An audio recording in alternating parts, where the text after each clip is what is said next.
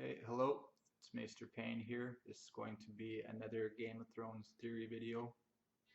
Um, it will contain spoilers, so if you are just watching the TV show, you might not want to watch this. Watch at your own risk. If you don't mind being spoiled, feel free.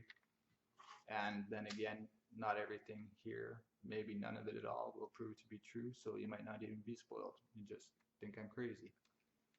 Uh, so I have a lot of stuff that I would like to talk about today, but as I don't know that I'll have time to get through it all clearly, or I might get through one or two and then screw up, and instead of,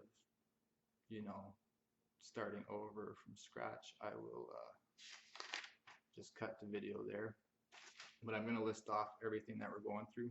If you find out that this video is running way long, like see it on the timestamp, you'll know that we got through a bulk of this, and you can always just click off when you're bored and then come back and watch from thereafter. But anyways, I'm going to start off with the twin targ. I told you guys that I would do that and explain why I no longer think that it's accurate. I don't think the twins are Tywins, but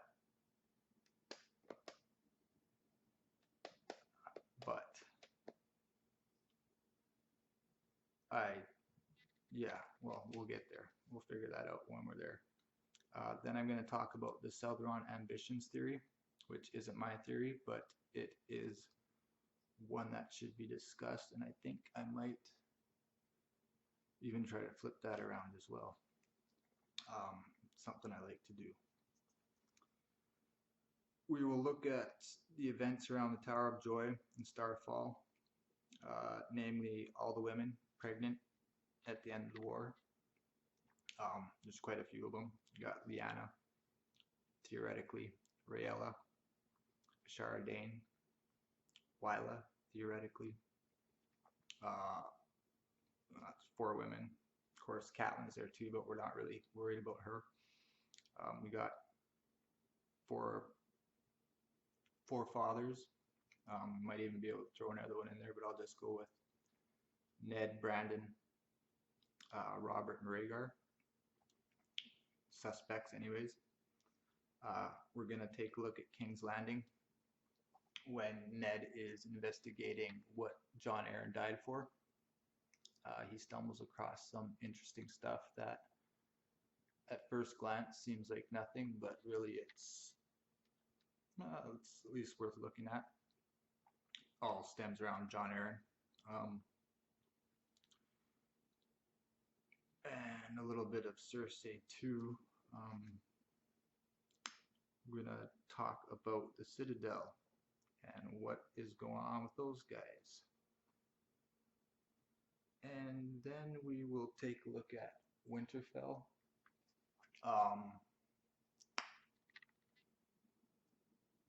It's very interesting.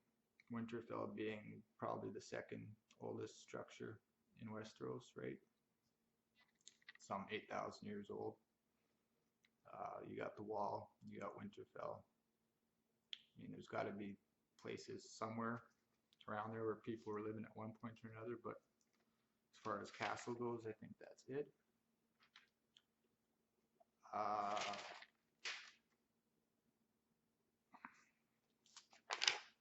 Then we will hopefully be able to throw in what I'm looking at as a couple of red herrings that are interesting to at least look at. And I have question marks after that, because although I think they're probably red herrings, I haven't gone into them enough to say that they are. They might very well prove possible, at least, for lack of a better word. But I'm not going to tell you what those are right yet. But they're pretty fun to at least look at. One of them makes me laugh all the time when I look at it. Anyways, so yeah, we'll start with the twin targ theory.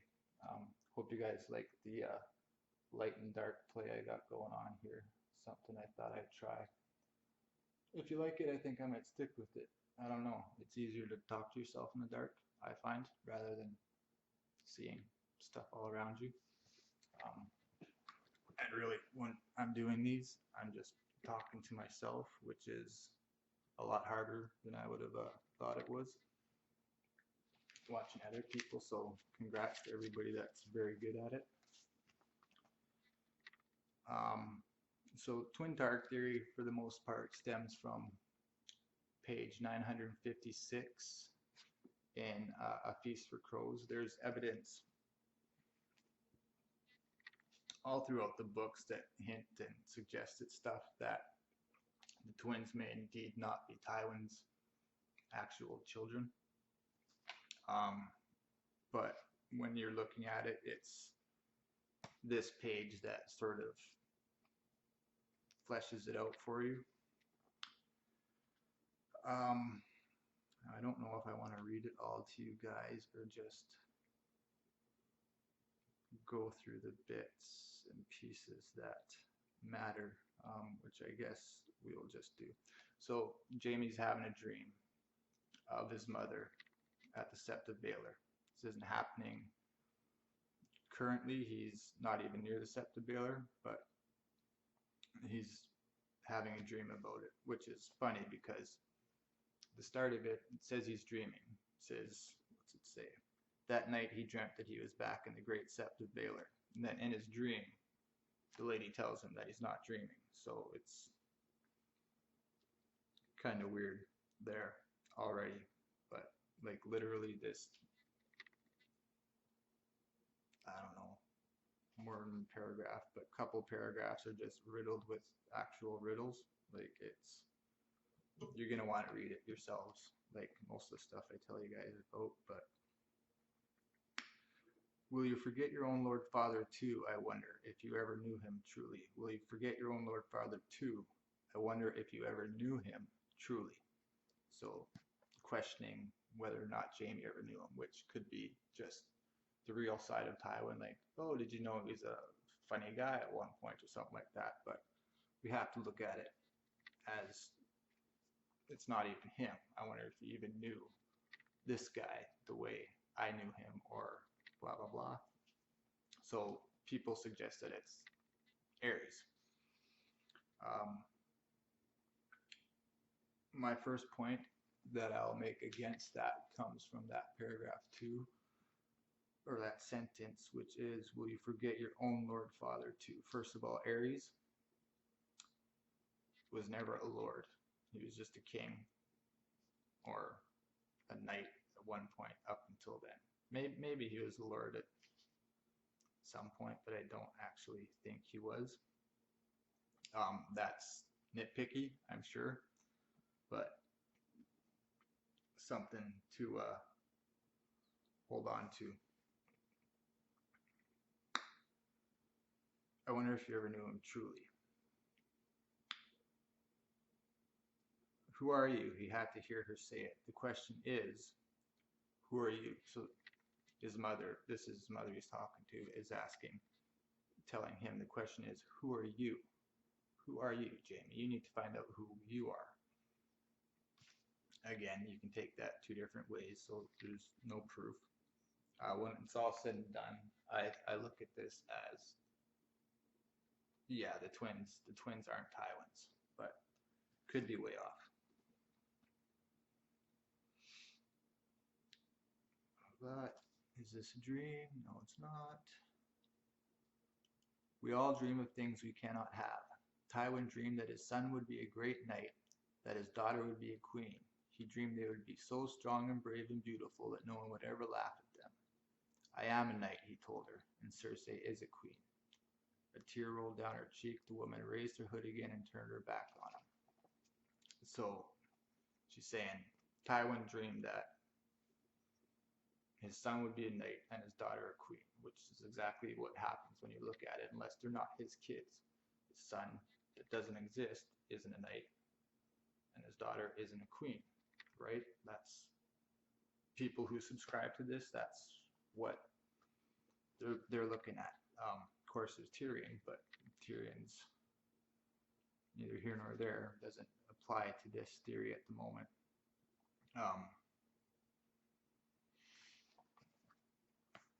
So to me, if I'm looking at this, or when I first started looking at it, I was all over it. Like, okay, Mad King Ares, because you know that Ares had a thing for Joanna, which I think will still play into this theory. But something happened, and to me it would involve Rhaegar. If Ares had any sort of suspicion that the twins were his, why wouldn't he let Rhaegar marry Cersei? What would his reasoning be against it? Now, I say that because they searched for a woman with, you know, Targaryen blood in her for Rhaegar to marry. If he suspected, which I think he did, which I think was Tywin's plan, why wouldn't he let Rhaegar marry Cersei? And the thing is, it goes back to my Jon Snow theory. He looked at them and he saw lines. Like there wasn't any Targaryen in them.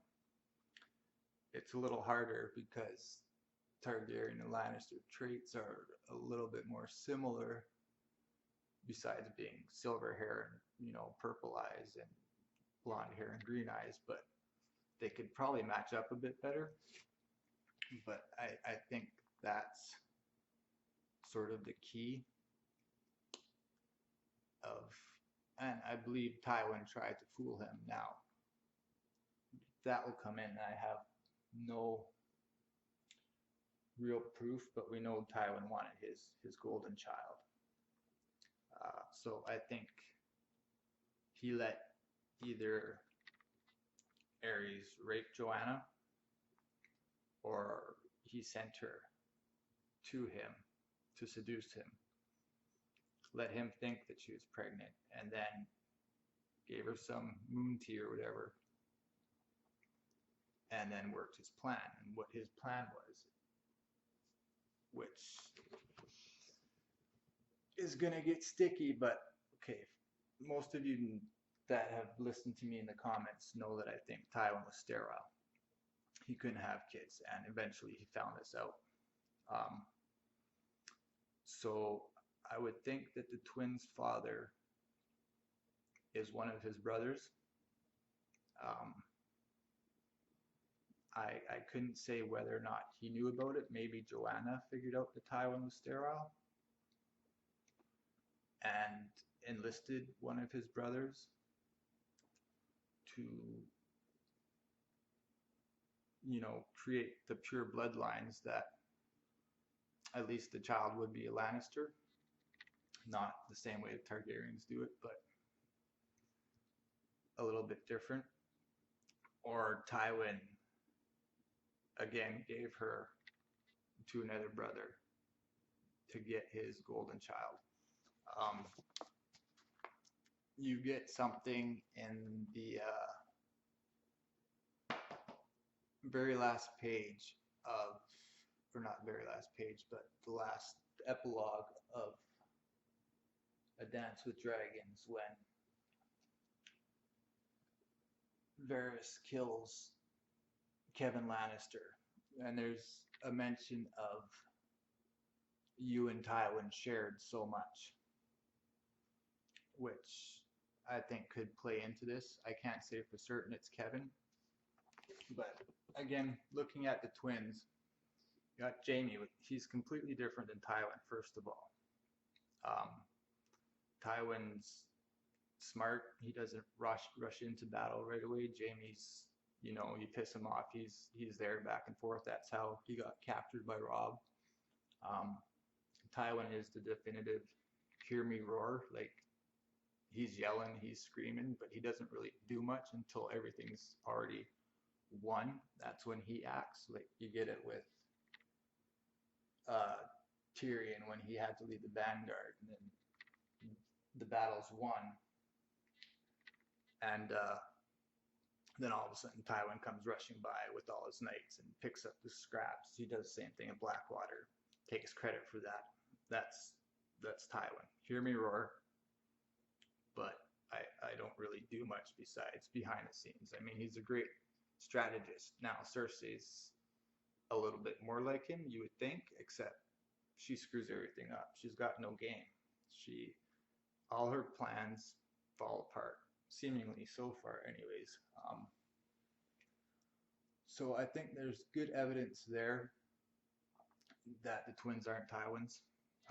And again, I'll say that I think that they're more closer to being actual Lannisters via one of his brothers. I'm not sure which. If it's not Kevin, it's probably the one that's missing, which I can't think of his name at the moment. Somebody can tell me. So yeah, that would be most of my reasoning for the twin Targaryen. There's lots of things in here that hint at them being Targaryen. You get Cersei and Jaime talking about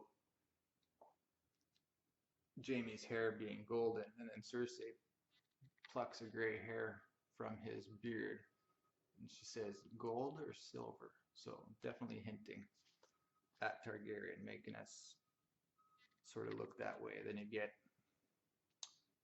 is it Gemma Lannister, sort of goes more to, well, tells Jaime that he's got a little bit of Tig, a little bit of Kevin, and a little bit of a third brother in him. But Tyrion's Tywin's son. Tyrion's definitely Tywin's son. You're not his son. Tyrion is. Now, she's just suggesting this. I don't think she knows the truth. But it's, unless she does, and that makes it different, that changes things even more. I've got to think poor Joanna at that point. And then you get Oberyn Martell, the Red Viper. I don't think many people picked up on this part, but when he's getting ready to fight the Mountain, Tyrion gets a chance to talk to him. He refers to Tyrion.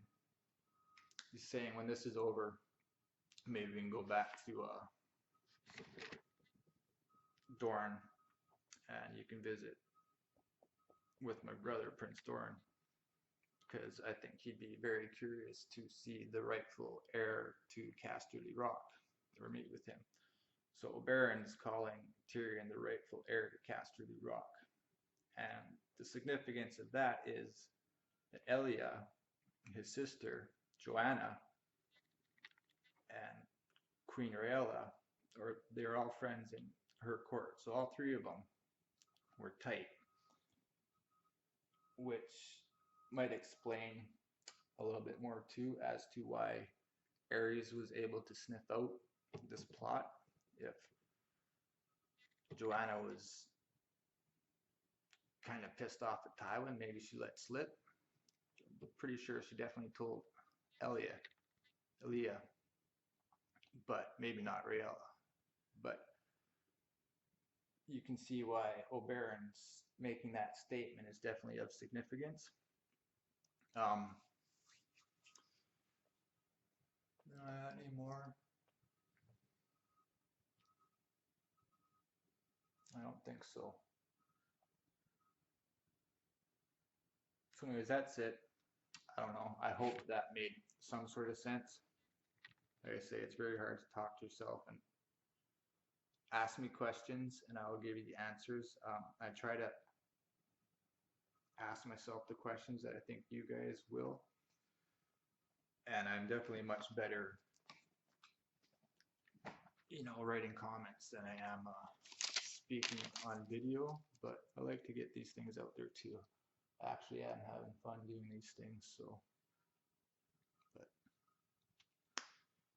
Okay, so the Selderon ambitions theory. This one's a bit more easy. I don't have to dig into it too much. I just want to sort of lay out what it is and kind of where everybody was at the start of Robert's Rebellion. And I don't know who came up with the theory. I saw it on an essay on either Wiki of Ice and Fire or Tower of the Hand. I'm not sure which. And it's mentioned in the books too, to a smaller extent, that Rickard Stark was with his maester, casting his eyes down south. He had Selderon ambitions. He was looking to take over the south, but I don't buy into that totally. Yes, there's definitely 5 houses. You got Starks, the Baratheons, Arryn, the Tullys, and who am I missing? Oh, the Lannisters. All of them sort of at this point, which would be around the tourney at Harrenhal, I think.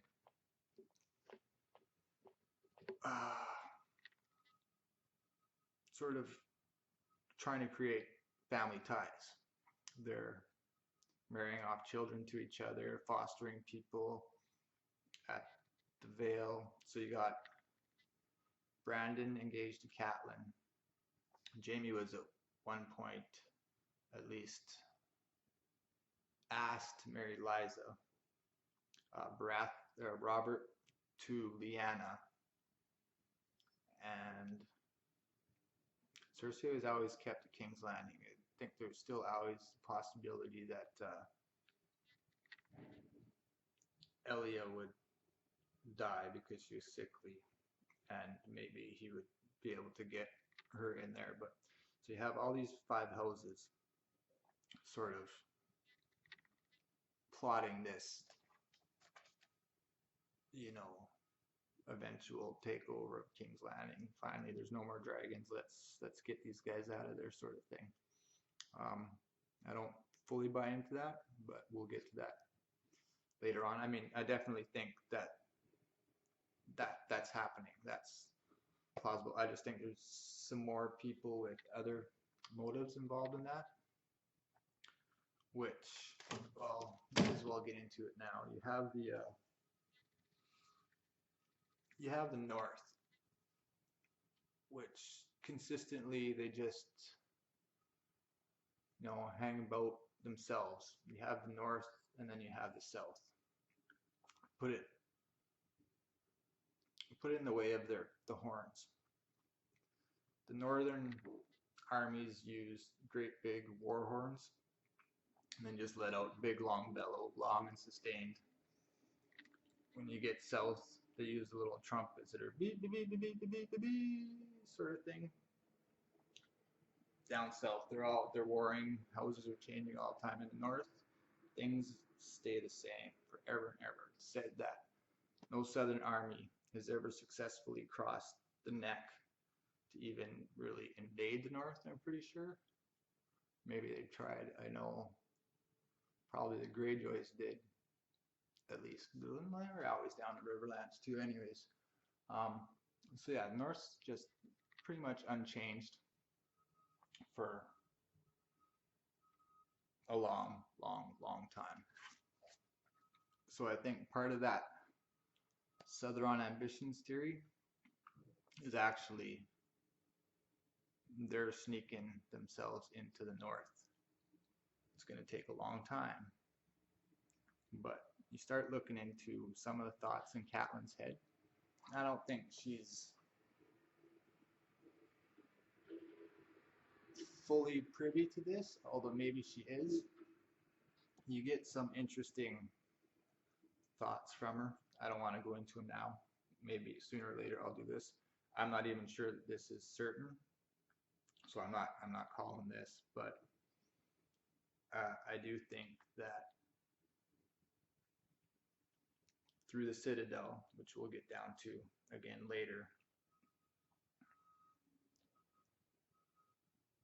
they are trying to get into the North. They're trying to populate the North with Southern people eventually.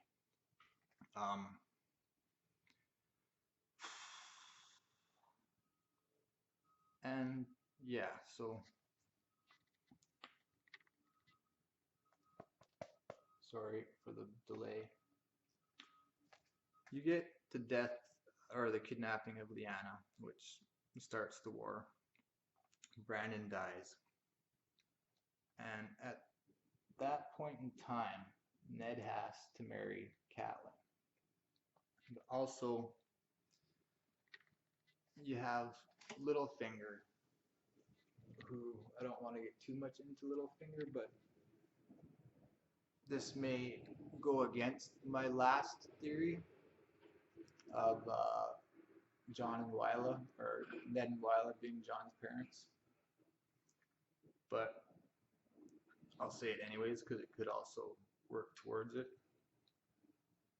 After Littlefinger had to deal with Brandon, Hoster Tully kicked him out, kicked him back home. So he's sitting over there at the Fingers. When Brandon dies, Ned has to leave the Vale to call his banners. And this is where you get, I think it's the Feast for Crows, where Davos hears the story about Ned's bastard in when Ned has to sort of cross the Fingers and get to the Three Sisters and then sail home to get his to call the banners.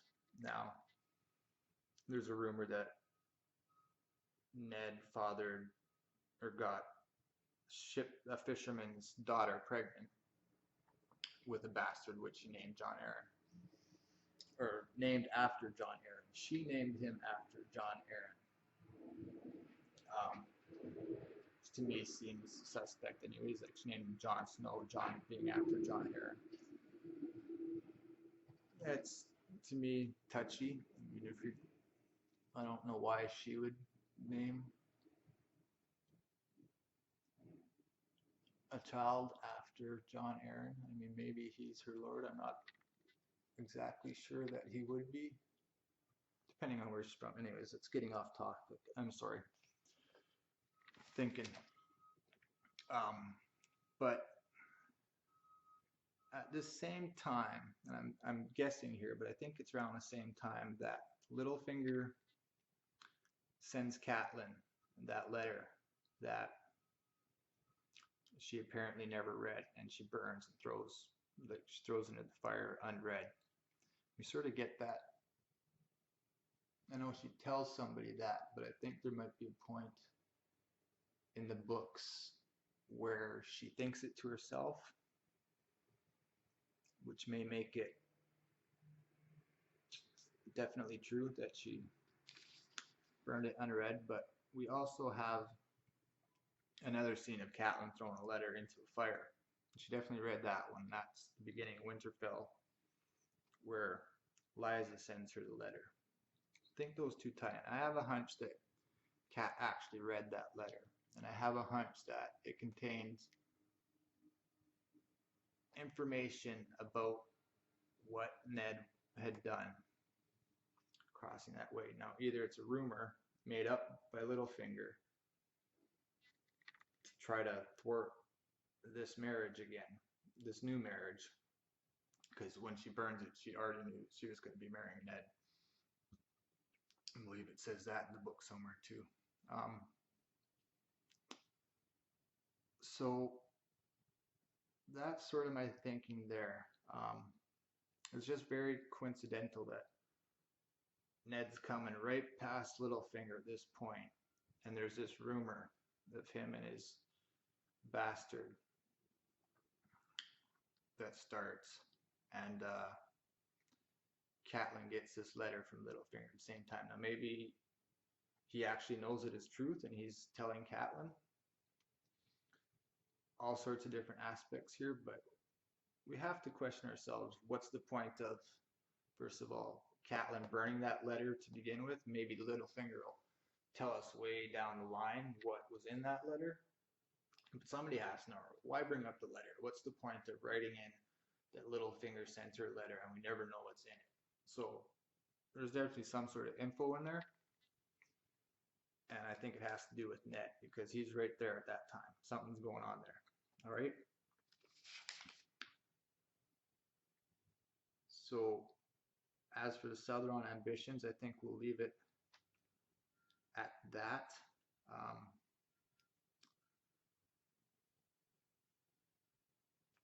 Yeah, I just sort of wanted to lay out what was going on there, and I think it bears looking into that. People are trying to get into the north somehow, like just the bulk. It's not a big like we just need to destroy it, but it's just this vast place where it's just northerners that aren't the same as these people. Why leave them sort of that way? And there is more involved later on, but with the Citadel and magic, you know, Varwin, is it Meister Varwin that says that to Sam that there is no place for magic in the world that the Citadel is building. So the Citadel is building their version of society is sort of, I think, what he was implying there, but who knows? How long are we running here? 31 minutes? Talking way too fast and probably making very little sense. Sorry about that. But at least I'm getting it out. All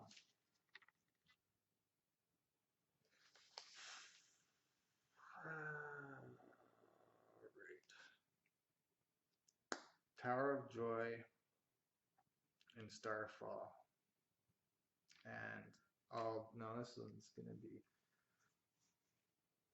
a lot more difficult. People will be screaming at me, I hope. So at the end of Robert's Rebellion, theoretically we have 4 women possibly having children. We have Lyanna, which is, you know, questionable. We have Queen Rhaella with Daenerys, which is known. We have the Shara Dane, which I'm going to call almost more certain. We have it from a lot of people that she was pregnant. We just don't know whether or not she actually had a child. And then we have the wet nurse, Wylla.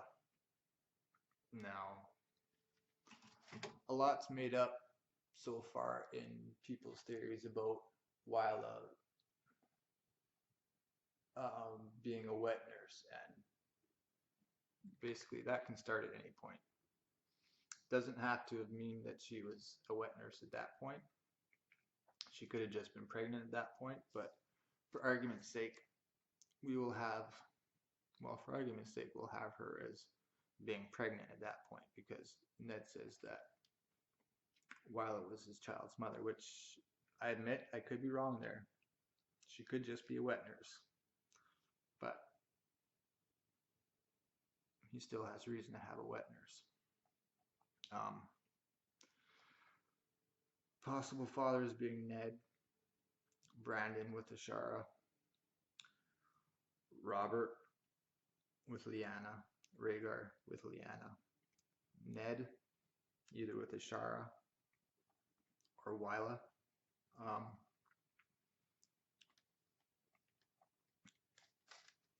How much do I want to get into this? I should really do a whole another video on this and flesh things out more, but we'll try to do it off the top of my head. And I apologize, I am going to have myself a cigarette. It's going to help me think better. I really try not to smoke in front of you people when I do these, but I'm going to have to take some thought breaks, and it might help if I actually inhale during them. All right. So we have Ned traveling to the Tower of Joy. where Lyanna is with his 6 guys versus the 3 Kingsguard.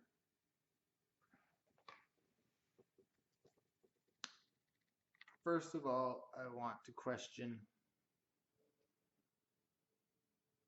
sort of not really the timeline of things. I think everything's pretty straightforward. He goes, lifts the siege at Storm's End, and then goes to the Tower of Joy with his 6 guys. And then from there, he goes to Starfall. My one question is, when everything's said and done and he's back north at Winterfell, the rumors that get started about Ashara Dane, Catelyn says they came from his soldiers, which none were actually at the Tower of Joy. So at what point do his soldiers ride with him to Starfall, or know of him taking the sword back to Starfall? It's a curious question to me. It's a bit of a bone of contention. I don't know if that was Martin maybe slipping, or if that's something that's important that we have to look at. Can't see George R. R. Martin slipping at all, really. I know he says he did once with the eyes, but even that might be him playing a red herring. I'm not sure. So at what point does it go from just Ned and Howland leaving the Tower of Joy to him having his soldiers with him? It's very curious. And to me, it involves events after breaking the siege at Storm's End. I think it was there that he finds out that Lyanna's at the Tower of Joy, because he got the Tyrells, I think, is it just Tyrells, laying siege. And then they bend in, they probably tell him, somebody tells him where Lyanna is. He finds out somehow and rides over there, but he only rides with his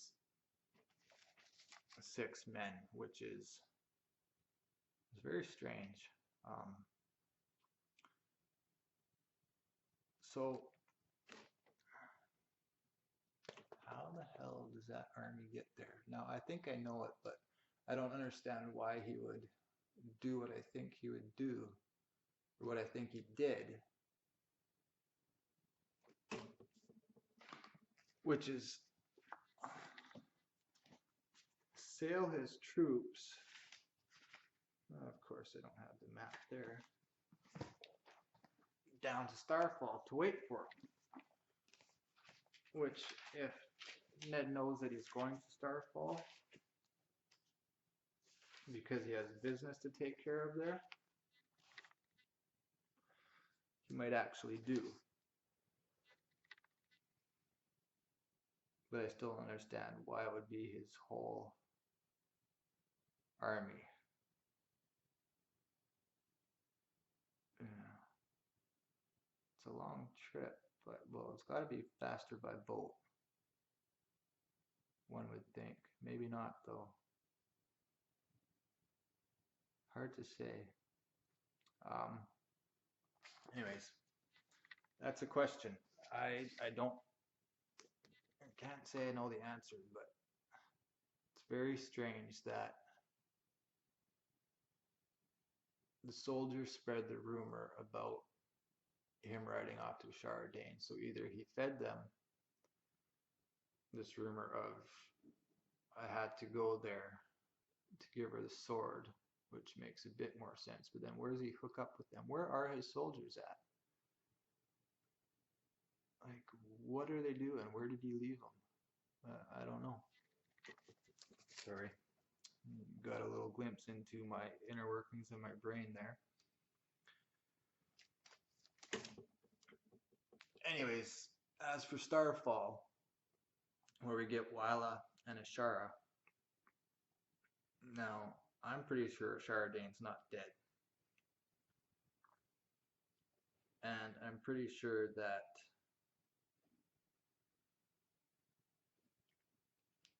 I don't know if I want to claim that. It's definitely going to need some looking into. And it's, from what I have looked at it, so far it's plausible. I guess I should say here, I'm almost done A Clash of Kings in my detailed read of the books. I've read all 5, but really getting into it, I'm only about, I don't know, about 100 pages done from A Clash of Kings. And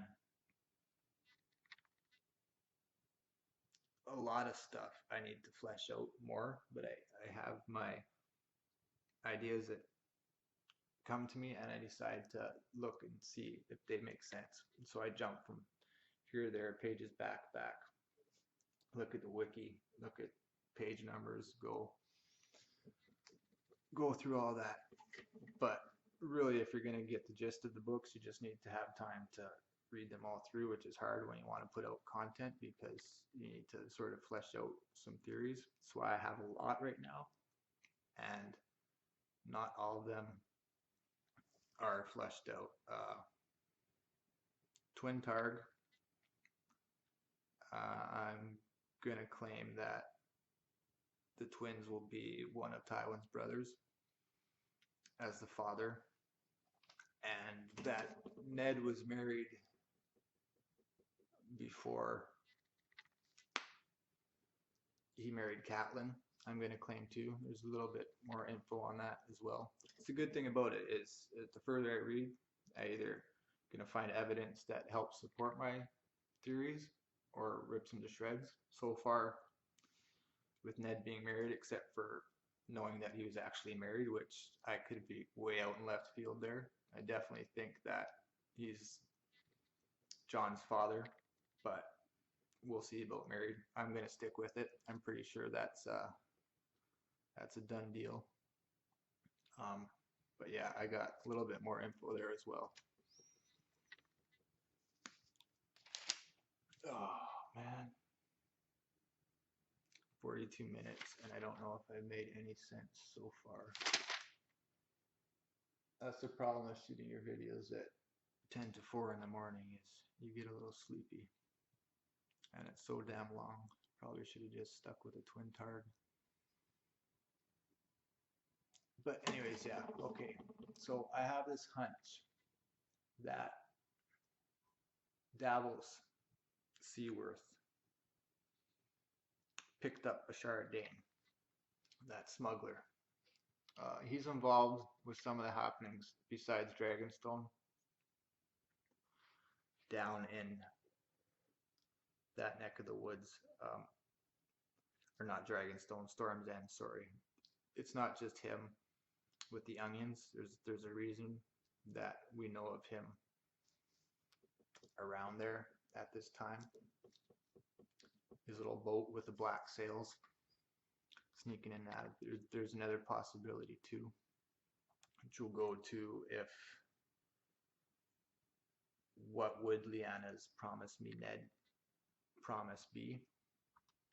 Another thing I'm going to have to look into, which I found a little bit of evidence that makes it a bit more likely, but it's very hard, and I don't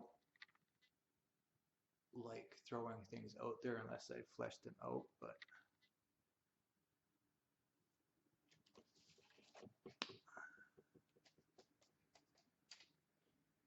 to tell or not to tell? All right. The Tower of Joy with Lyanna. There's two things. There's people there that aren't talked about. It's not just the Three Kings Guard Ned 7,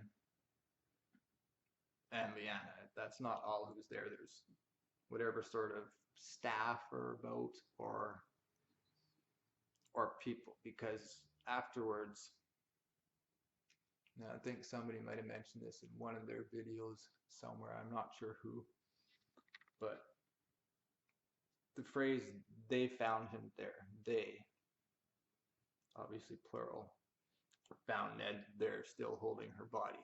So you know there's at least one other person besides Howland Reed.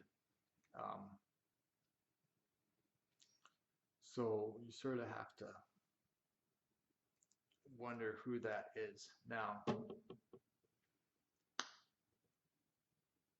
I think it's possible, and this stems from it being the Kingsguard that's there, which people will say there because Lyanna is carrying Rhaegar's child, which she definitely might be. I'm not ruling that out in any way, shape, or form. I'm just saying that that's not who Jon is. But I think Queen Rhaella was actually there.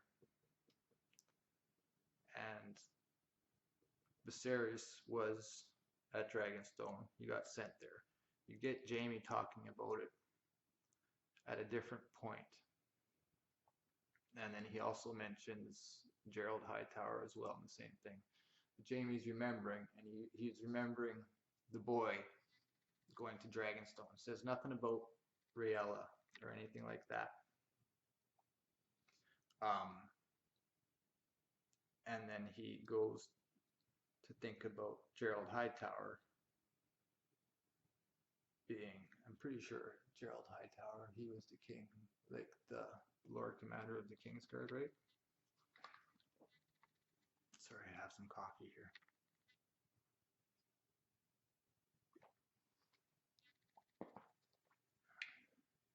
Being loyal to the very end. That's what they all say, or something like that. Gerald Hightower.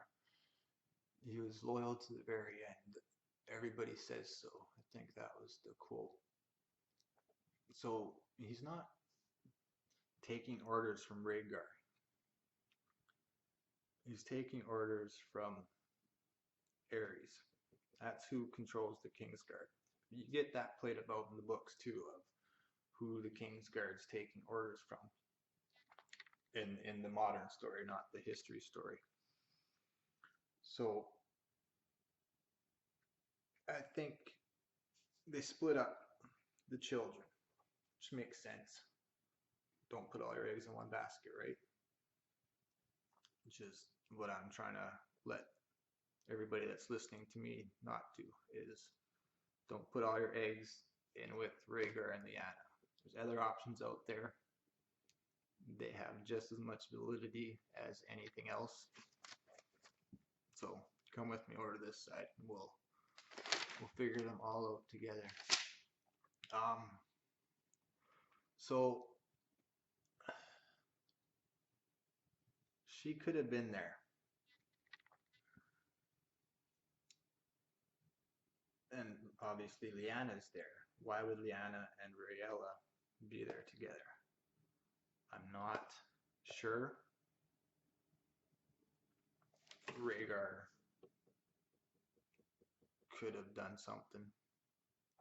It's just very strange. There's also the possibility of, when Jaime's saying this about Hightower, that he's saying it sarcastically. You can't figure it out. It almost reads sarcastic, but everything Jaime says has that tone. Whether or not he's actually serious about it or not, it's hard to say. But I'm not saying it's fact, but I think there's a possibility that Queen Rhaella is there, and that the promise me Ned was to keep her child safe, not necessarily Lyanna's. Now, gonna go into all sorts of things, and again, these aren't things that I'm saying are concrete. These are just thoughts. There's another thought that popped into my head today, actually, and I haven't done much looking into it whatsoever besides the thought that popped into my head. which is, what if Lyanna was Rhaegar's Nissa Nissa, and that's how she died? What if he stabbed her? Maybe that's where Ned got the sword. Maybe that's what Howland Reed said to Arthur Dayne. Or no, maybe that's where he got. No, that doesn't make sense. I think because of that little bit that I just screwed up right there, I'm definitely going to end up having to redo this video, which I don't want to happen. So when I look back at it and see how much I want you guys to laugh at me or not, I don't know. We'll see what I feel like.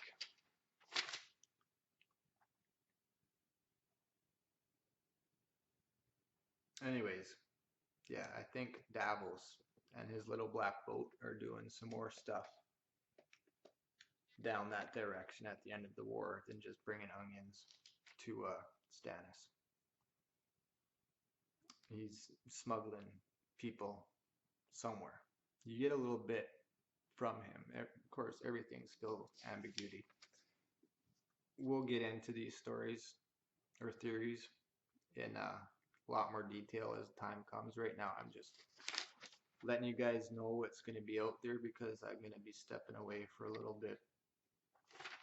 I have to move across country right away here, which is going to lead me into the show starting. It's at the moment weather dependent because we need some serious snow melt here before I can actually get moving. Stuff that we need to get out of certain places. It's a big hassle and it kind of pisses me off, but yeah, a little bit more on that in a second. So let's go to Ned and King's Landing, where he's trying to figure out why Jon Arryn died, and he's questioning people. And he's got four members of Jon Arryn's staff, and he questions a stable boy, which this is fairly interesting. I actually think this is probably red herring too. But the stable boy and Jon Arryn became fast friends. And he says that Jon never rode the horses or, tired them out or anything like that. The horses were always pretty fresh looking when he returned them, which is neither here nor there until you get into when Tyrion is handed the king, and you find out that behind a certain stable, or in the back of a certain stable, is the secret passage to the brothel, which Varys says was made for a former hand of the king, whose honor needed to be, it was too honorable to be seen frequenting brothels. Jon Arryn being a hand of the king, and this conversation with the stable boy and the horses not being ridden too hard is very interesting. I don't think that it's a truth, but you can't overlook it. It's definitely there for some reason. Another rumor is Jon Arryn was interested in the breeding of hunting hounds, which I just happened to watch Cosmos, I think, the other night. The new Cosmos show, pop science show, and they actually went into how wolves became the dogs we all know and love today. And what they would do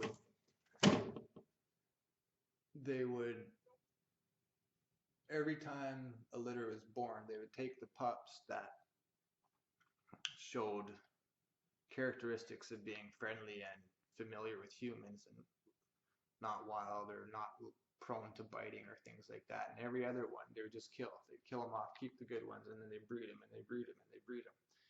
Always they'd kill off all the other ones, which it's just interesting.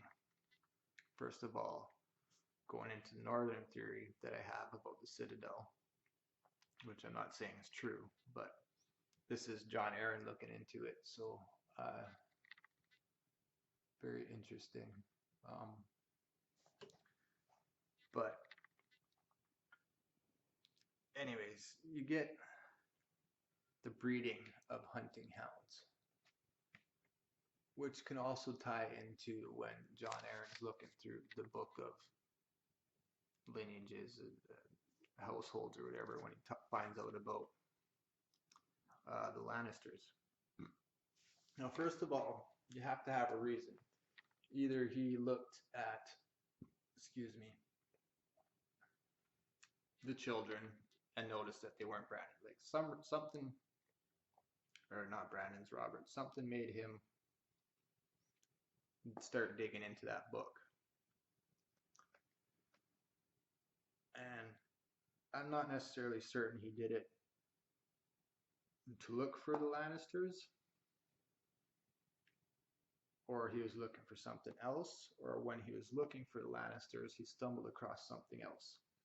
Now, his last words, "the seed is strong," that could mean anything. We assume that it's has to do with Robert and Cersei and Jaime, but they're not the ones who killed him. Littlefinger killed him. And when you get Ned questioning Cersei in the Godswood at the Keep, says, "I know the truth that John Aaron died for." And you read it, and Cersei's face is masked, and she just says, "Do you?" And she doesn't admit to anything. And later on, you get it, Tyrion questioning Pycelle. It's a little bit more different because he interjects before Pycelle can say anything, but he's got Shagga there, which is a weird choice too. Like, what's Shagga give a shit about anything? But he cuts Shagga off, or cuts Pycelle off before Pycelle can say what John Aaron found. And Pycelle is saying that I was trying to kill John Aaron, but I didn't poison him. That was somebody else. Must have been so and so that didn't do it either, because it was Lysa. So there's something else at play there.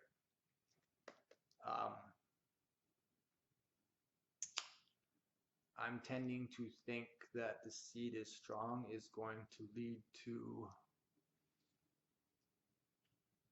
again, this is just sort of where I'm going to start looking. There's nothing concrete here, so feel free, anybody, to go out and figure it out yourselves. But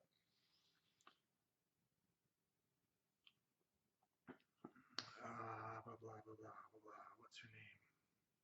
Elia.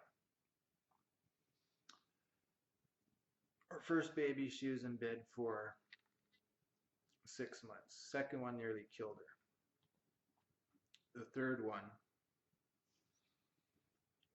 which there never was a third one, but I think that might have been where he was looking. Definitely Elia was sickly to begin with, and that would play into this birthing thing. Maybe. I mean, I'm not a doctor. I don't know if you're sick one way, would that affect your likelihood of giving birth? I don't know. So that might have been it. You know, Rhaegar said that the dragon must have 3 heads, so we assume that he's talking about having 3 children, which would bring it to Lyanna. Now, Lyanna didn't have the first two, so why did she die after the third? I couldn't answer that. Maybe they just are increasingly more powerful magically wise. I don't know. I'll just crackpot stuff here. But I think that might have been where he was headed, or what he found, or what he was told to start looking for. There's also the rumor that Ned comes across that him and Jon Arryn and Robert are already fighting. So you have that maybe he told Jon already about the Lannisters, or Robert about the Lannisters. Or maybe Robert always knew it, just didn't want to be embarrassed, didn't care. He's happy just getting pissed and, whoring around. But doesn't want anybody else to know either. No, that's probably complete bullshit. I don't think that at all. We know Robert would flip switch. We also have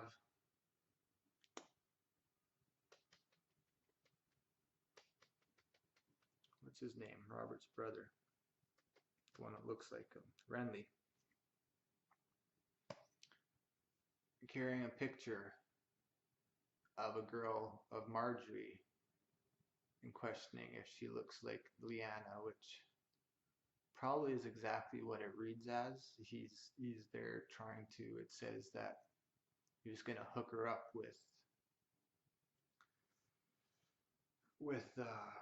Robert to get her away from Cersei. But that, again, that shows that everybody knew already about the Lannisters. Renly knew it from somebody at that point. Ned hadn't figured it out at that time. Stannis is already gone. So you get that secret wasn't so secret there. And again, Jon Arryn's death wasn't not like when Joffrey died. He didn't just choke and die. He was a couple days, or at least a few hours and stuff. Like, he managed to get out. The seed is strong. He definitely had the fever and stuff like that, but it's interesting. So yeah, I wouldn't say that the seed is strong is referring to the Lannisters. I'm gonna claim that that means something else. Definitely gonna say that. All right, let's go with Winterfell and Dragonstone. This is where things get really good.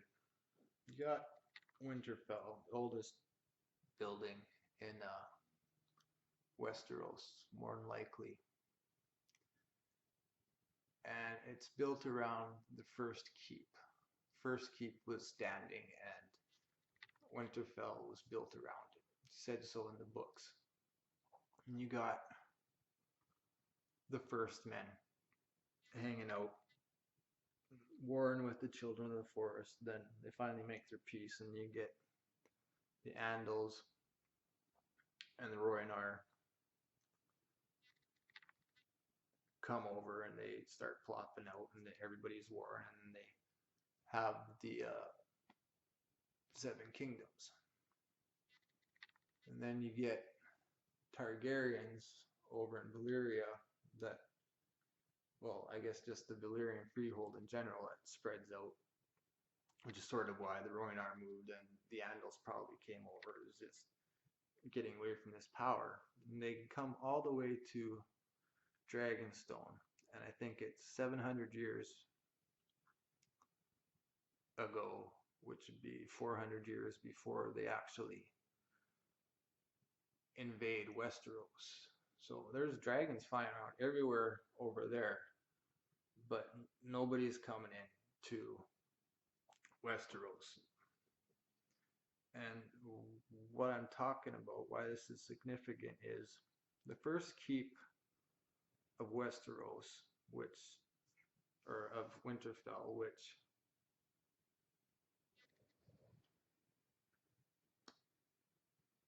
Winterfell is built around, has gargoyles on it. It's the only other building that I can find in all of Westeros that has gargoyles. Now, I mean, I haven't looked super hard. I went to the wiki, I typed in gargoyles, and all I came up with was Dragonstone and the first keep. So you got Dragonstone with gargoyles, and the oldest part of Winterfell with gargoyles. Now, what does that mean exactly? I couldn't tell you. There's definitely a connection. I know there's probably smarter people out there than me that can figure that out.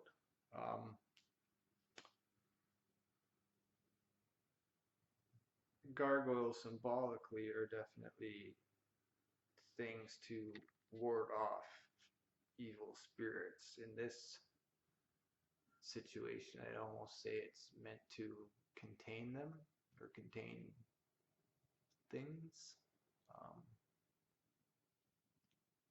Architecturally, you look through history, you can see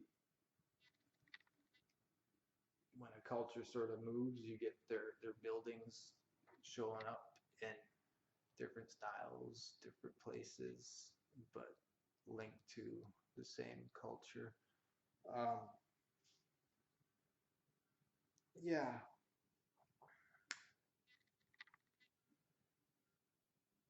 So I think there's definitely a link between the First Men and the Valyrians. If I had to hazard a guess, you have this group of people called the First Men, and everybody else, all the other, say, human societies afterwards, seem to have cultural names besides the First Men. I want to say that I don't think the First Men came from anywhere. I think they were born there. If anybody else has said this in any theory and I'm piggybacking off of it, please let me know. I'm looking at James and LaDonna there. They might have touched on this. I'll definitely put up an annotation and you guys can say that you came up with it because I'm just sort of spitballing here. Yeah, I think the First Men originated there. History tells us that that's not the case, but you look at our history, you're having a hard time figuring out where anybody originally came from. Like you can tell where a society where we I shouldn't say that. I really shouldn't have said that. But you get my point. Things can get skewed in historically wise. Yeah, I'm pretty sure I'm gonna have to make a new video here. And it's getting lighter and lighter. Oh, I'm just gonna ruin my cool effect. That sucks. Basta. Yeah. Anyways, there's a link between the Valyrians and the Starks. I know James and Adana have definitely touched on Val and Valyrians being across the wall, which is probably exactly sort of fitting in here. So you can see where people's heads are getting to around that. I don't know if they touched on Dragonstone or not. I don't think so. I'm pretty sure I commented to one of them once about it. So the thing that got me about Winterfell was after it got taken over, all the gargoyles in the first keep, they're all over the ground. Which had me start thinking about a dragon in Winterfell, which I still don't think is out of the realm of possibility. Yeah.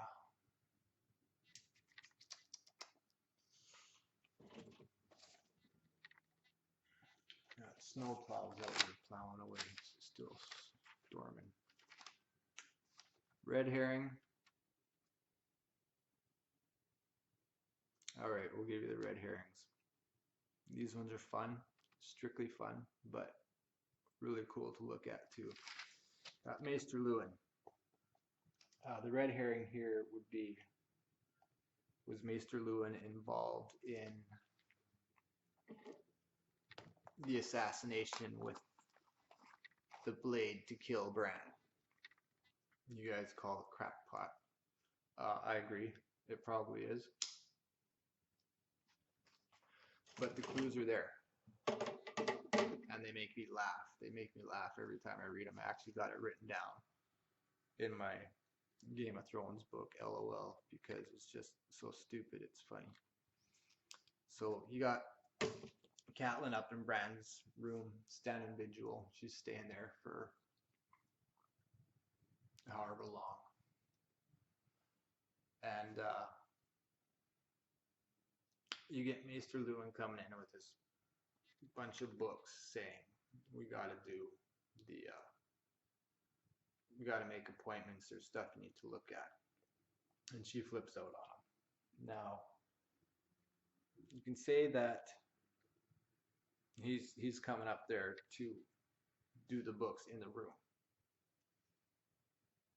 which makes perfect sense. And like I say, I think this is a red herring, but it bears looking into, because he doesn't ask her to leave, but he comes up there and wants her to do stuff, and she's like, no. And they have a big fight. And finally, Robb comes and steps in and says, I'll take care of everything. But in the meantime, he has this lantern. He goes, sets it in the corner, and he fiddles with its wick. What you do with a lantern, you fill it with your wick. You're either making it brighter or you're making it less bright. So what we're looking at there is a signal. This is the room where Buddy needs to come to kill Bran. And Luwin leaves, and he just came from the library. He's got this big stack of books. The fire starts in the library tower. You have these clues. Anyways, it's done. Everything happens. The wolf comes, saves Bran, and you get breakfast the next day. And reading Luwin's appearance there, Robb comes, Catelyn comes, and all this food comes, and with it comes Maester Luwin, which to me is really funny, especially if you equate when George is writing, he will have some sort of scene, and then there's kind of a feast afterwards, and he'll sprinkle some pepper on it or stuff. He adds these little notes that, to me, I think I see him make me laugh. And this one's a bit of cheese. In comes Luwin, but whatever. That's not it. Then you get Bran going out for his ride when he gets attacked by the wildlings. He's out there. He's with Robb. He's with Theon. He's with some of the household guard, and with Maester Luwin. Except Maester Luwin starts drifting way back, and the guard sort of stays with them, and then they start hunting while these guys go off on their own and get into all their difficulties. And at the end there too, everybody's talking, and then and out from behind the tree pops Maester Luwin, and it's just too funny. And he sighs and he's like, oh crap. Yeah, like I say, I think they're a red herring to look at. If you read through it, you'll see a lot better than what I just explained about how easy it is. Oh, that's the other thing too. When the guy that comes to kill Bran, he starts telling Catelyn, it's like, you're not supposed to be here. No one's supposed to be here. He says it once, then a little bit happens, and he repeats himself. And at the end of repeating himself, he says again, stupidly.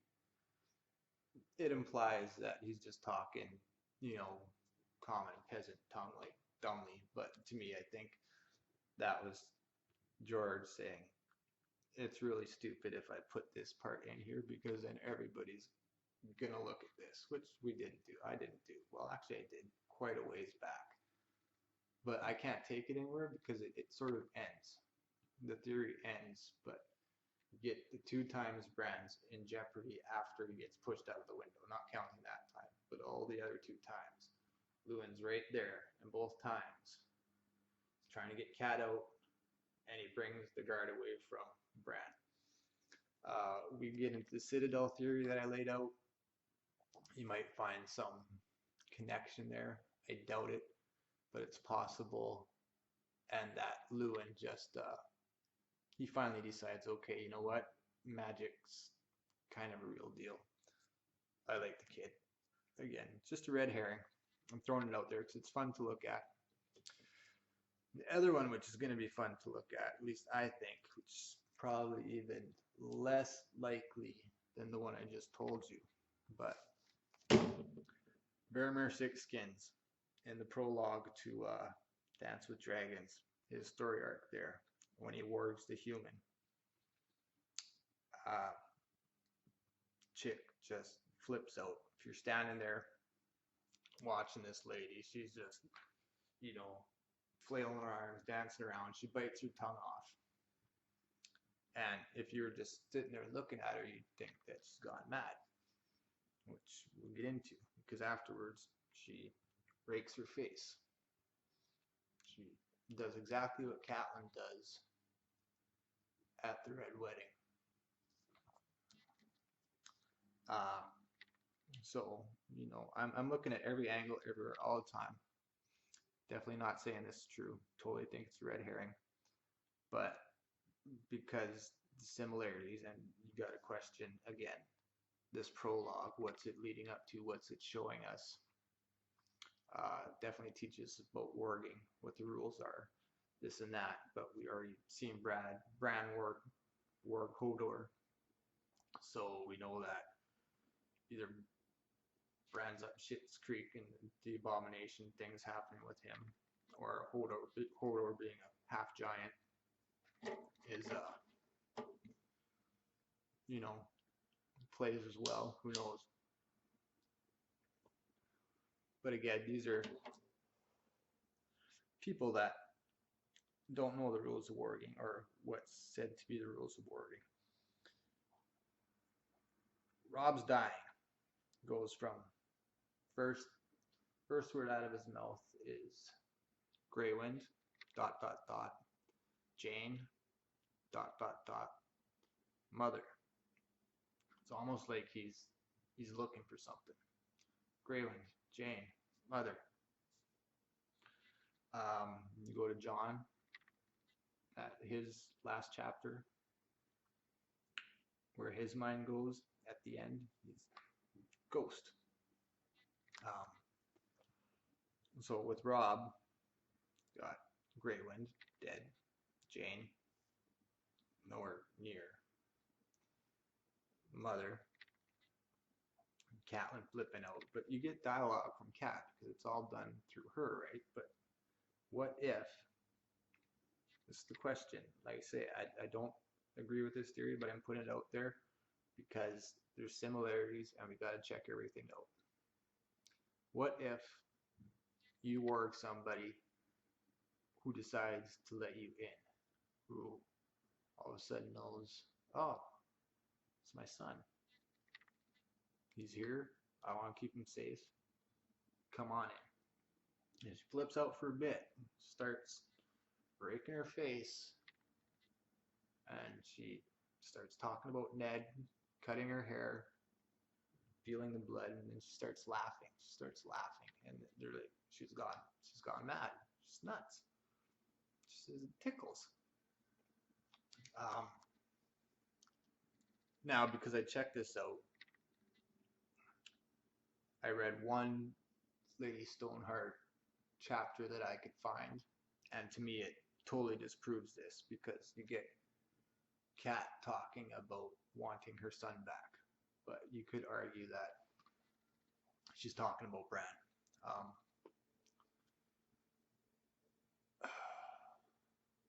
I'd like to dig into it a little bit more. But I think that chapter probably really disproves it. And again, just a red herring. So it's April 2nd now, but we'll throw those last two down as April Fool's Day fun and games. And I think I'm done. And I really doubt that this video is going to see the light of day. I have to wait another day and do it tomorrow.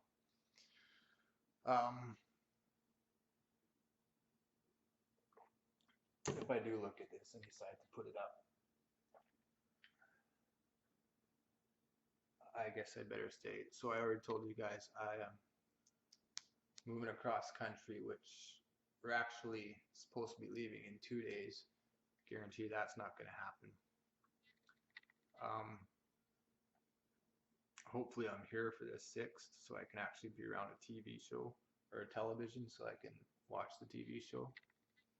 But I have been invited to do a review show with some people. I'm not gonna name them yet because I don't know how things are gonna progress. I definitely won't be there. I might be able to do the first one because I think I'm gonna be stuck here. But I'd have to miss another one later on, and they would have to bring somebody in to do it. So I don't want to screw anything up for them, and I don't want to say that I'm going to be on it in case things change. But you have that to look forward to, and I'm definitely looking forward to it. I hope it's go. And also I have been talking to Don Tony Teflon, and we're looking to do something, or yeah, I'd say we're looking to do something together. I had an idea to do a piece on what we can find out in the TV show versus the books, like how certain things appear different in the TV show, but you actually look at it, it makes more sense than it would in the book. Like his theory of the Lannisters coming to sniff around Jon. I think it plays out a lot better in the TV show. I fully agree with it in the books as well, but you watch it in the TV show, you can sort of see it fleshed out a lot better. So I was gonna do a piece on that. I've found a lot of things now, but he wanted me to ask you guys to give us ideas on what you would like to see us do a bit together on. So I will do that, and definitely we will go with what you guys suggest. Majority rules, I would say, or whichever one the two of us decide to agree on together. So I'll definitely be looking forward to that. That's going to be a while. What do we got? Probably got 2.5 months of the show, and then everybody can get back into the swing of things. So it might be a little bit of time, but I'll definitely be throwing up some videos in the meantime, and hopefully be doing that review show. And if this video by chance again makes it onto YouTube, let me know what you want me to clarify. I'm sure I stepped all over myself on a lot of this stuff. And let me know, yeah, what you would want me to get into a bit more to flesh out for you guys, and I will do specific videos on each one. I just touched on a lot of this stuff because I do have this move. I want to keep you guys interested in the channel, and so you can see where my head's going, how I'm looking at different angles of everything. And by that I mean like when I'm talking looking at different angles for everything. We'll go back to Nissa Nissa, and I say, it popped into my head that Liana might have been Rhaegar's Nissa Nissa. I have nothing to back that up with. Just a thought that came into my head. Why else would Liana be there? She wasn't pregnant. Blah blah blah blah blah blah blah. And I also look at Nissa Nissa and turn the letters around, and you could almost spell the word assassin. And my head goes there, and I start wondering that. And I put it towards Jon Snow and Arya becoming, a faceless man. And it doesn't spell assassin, but it's close enough that you could hint at that. And then I go from there to Nissa Nissa could be more of a language, and it goes towards Misa, which would be, from the last episode with Dany. Misa meaning mother, maybe Nissa means sister. So you see, I'm going all over the place. I don't like to throw things out there unless I have evidence to support.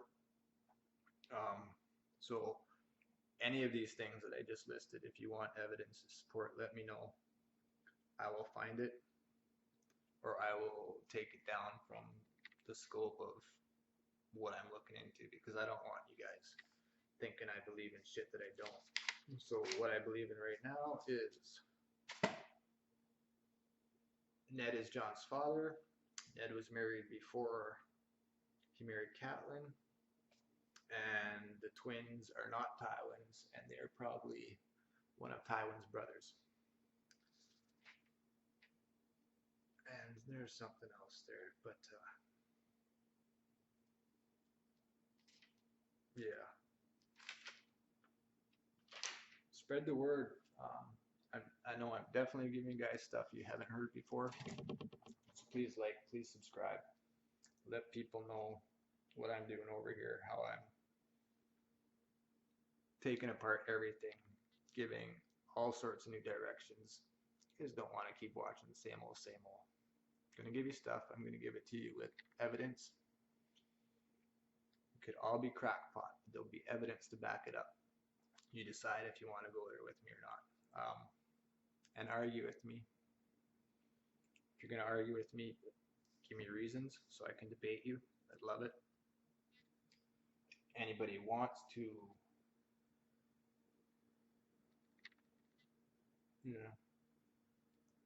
debate, let me know. Always willing to do that. Please like, please subscribe. Thank you very much to last look. I had 19 subscribers, 2 of which are myself, so probably put that around 17 then. But thanks to all of you. Yeah, I don't mind.